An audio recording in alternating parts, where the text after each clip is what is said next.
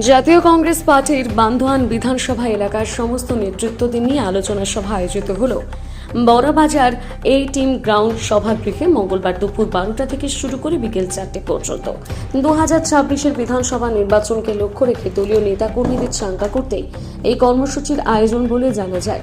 এদিনের কর্মসূচিতে উপস্থিত ছিলেন ভারতীয় জাতীয় কংগ্রেস পুরুলিয়া জেলা কমিটির সভাপতি নেপাল মাহাতো, সহ সভাপতি নৃপেন মাহাতো, বড়বাজার ব্লক কমিটির সভাপতি ভাগীরথ মাহাতো, বন্দোয়ান ব্লক কমিটির সভাপতি শীতিল মান্ডি, মানবাজার 2 নম্বর ব্লক কমিটির সভাপতি ধীরেন মাহুলি সহ 3টি ব্লক এলাকার বিভিন্ন স্তরের নেতৃত্বরা। কংগ্রেসের কর্মী সম্মেলন ছিল বান্দোয়ান বিধানসভা কমিটি, কি বলবেন?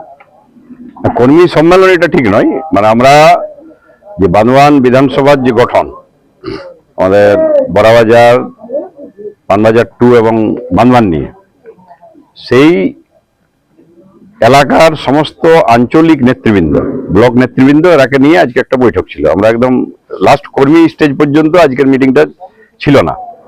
এই নেতৃবৃন্দের যে সভা, এই সভার আমাদের উদ্দেশ্য হলো যে আমাদের কয়েকদিন আগেই জেলা কংগ্রেস কমিটিতে সিদ্ধান্ত হয়েছে যে আমরা যে বিধানসভায় যে লড়াই করব, সেই লড়াইয়ের প্রস্তুতি হিসাবে বিধানসভা ভিত্তিক একটা করে কমিটি গঠন এবং সেই কমিটি গঠনের মধ্য দিয়ে সংগঠনের বুথ লেভেল পর্যন্ত যাতে আমরা সংগঠনটা করতে পারি এবং সাংগঠনিক কাঠামোটা একদিকে যেমন দাঁড় করানো হবে, তেমনি এই সংগঠনের শক্তিকে সঙ্গে নিয়ে আমরা জেলার যে বিভিন্ন ইস্যু এবং বিভিন্ন বিষয়ে যেভাবে বর্তমান রাজ্য সরকার এবং কেন্দ্রীয় সরকারের যে জনবিরোধী নীতি, পুরুলিয়ার যে যে ইস্যুগুলো আছে সেগুলো নিয়ে আন্দোলনের কর্মসূচি আমরা করব।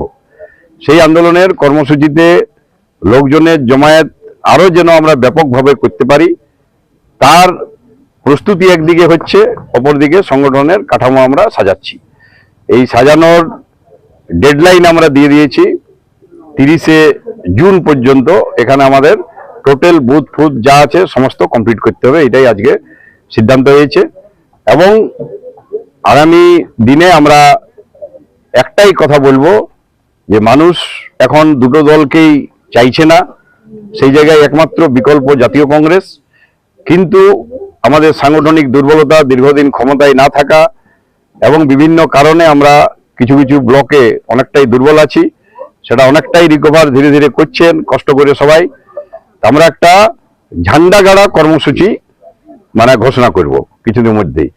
যারাই কংগ্রেস করে, যে স্তরেই কংগ্রেস করুক না কেন, তাদের প্রতিটা ঘরে জাতীয় কংগ্রেসের ঝান্ডা গাড়তে হবে, যাতে করে মানুষ এই যে বিকল্প হিসাবে কংগ্রেসকে চাইছে, সেই চাওয়াটার প্রতিফলন গ্রামে গ্রামে যদি আমরা কংগ্রেসের ঝান্ডা দেখাতে পারি, তাহলে অনেকের মনে একটা শক্তি সঞ্চয় হবে। আর যাই হোক, জাতীয় কংগ্রেস বিকল্প হিসাবে উঠে দাঁড়াবার চেষ্টা করছে।